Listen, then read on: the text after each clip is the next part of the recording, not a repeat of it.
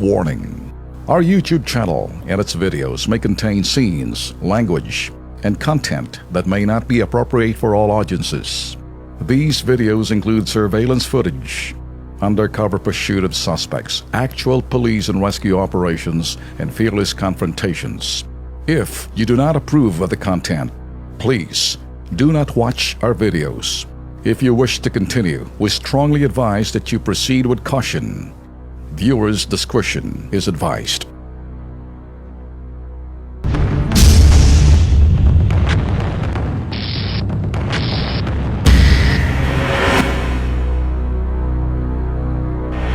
Ito ang kinahinatnan ng pobreng jeepney driver matapos siyang ipalapa ng kanyang operator sa alagang aso nito.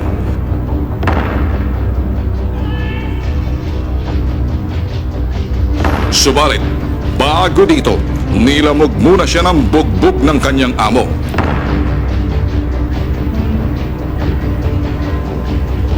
Ang dahilan, Tik sa akin yung kapatid ko, nakakatawa, akala niya ata siyang tinawanan ko. Tapos nagsukat ako ng langis, sir. Sabi ko, boss, marupok na itong langis mo, boss. Bigla ako niya nilapitan, sinuntok niya ako dito sa gilid. Tapos pangalawa dito sa ulo, hindi lang ako umimik.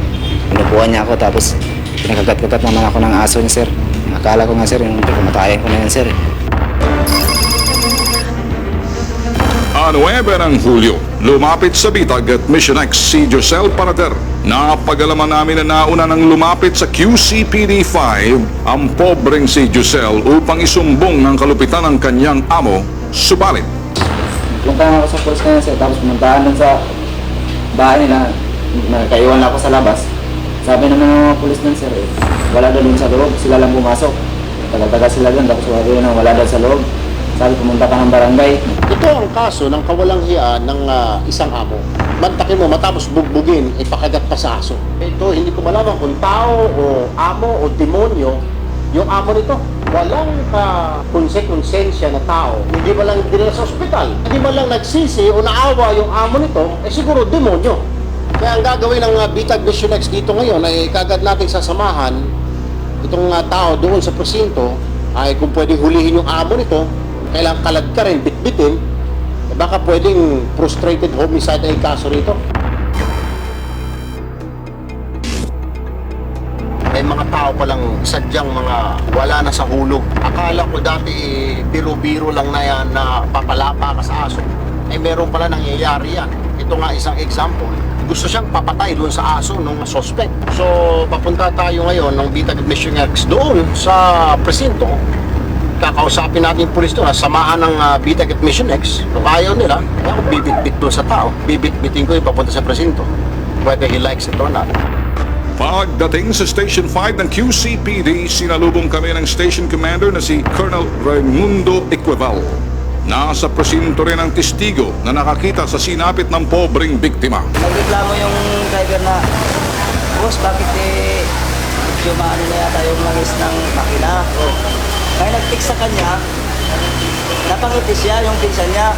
Yung pagngiti niya ngayon, minasama nung may-ari na siya pinagtatawanan, minasama niya. Yung pagngiti niya ng ganun, sabi, bakit mo inanuhan ako? Sinuntok agad dito, sir. Nung pagkasuntok dito, ito namang tao, nagsabi na, bakit mo ako hindi naman ako lalaban sa inyo. Hanggat sa ng pagkasuntok, andun yung aso, lumapa din yung aso, sinusuntok pa rin mo siya. Imbestigahan natin yan. Kung talagang totoo yung sabi na may possible may liability yung amo mo.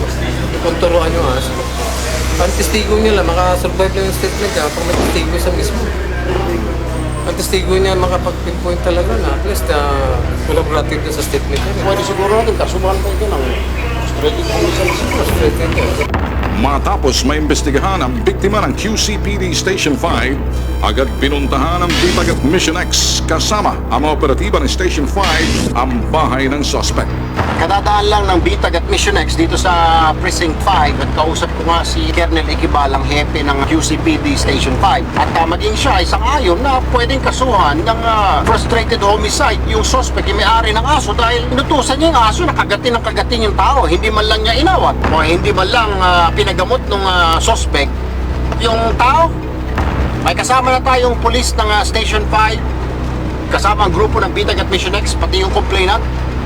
Susubukan natin puntahan sa bahay ngayon, kukunin natin yung suspect dahil wala pa naman 24 hours, pwedeng will fall under hot pursuit operation. Kukunin natin, kakasuhan ito. Itong loko-loko na ito. Eh pag pumalag siya, ako mismo ang kakaladkad sa kanya palabas ng bahay. Pagdating sa bahay ng suspect,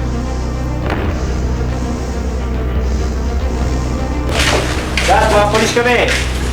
Asa po yung si Joseph, ikaw ba? Saan mo? Saan mo? Asan mo? Yan nakablo. Yan nakablo? Uy, matapang. Wala kang karapatan. Wala naman.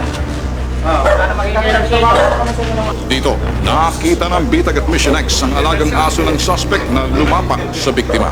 Agad itong dinampot ng mga operatiba ng Station 5 ng QCPD at dinala sa presinto.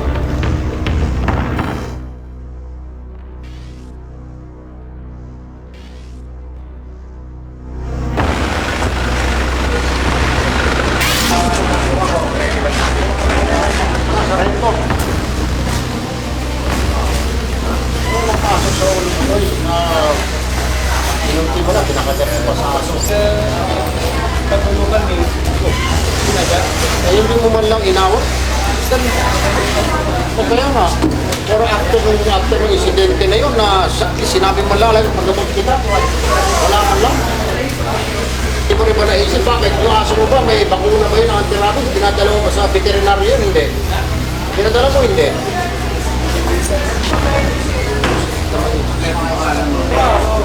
Mag-exercise ka muna, ibasiwasi mo na yung rehas. Dito, galit na galit ang Bitag at Mission X. Hindi namin pinapalagpas sa mga ganitong klaseng kaso. Kung abusado ka, eh dapat sa presinto ka, sa kulungan ka babagsak. Dahil, tandaan mo, kung luko-luko ka, hindi ka obra sa Bitag at Mission X.